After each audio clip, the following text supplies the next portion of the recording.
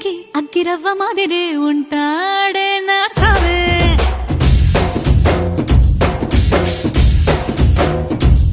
మెత్తాని పత్తి పువ్వుల మరే సంటో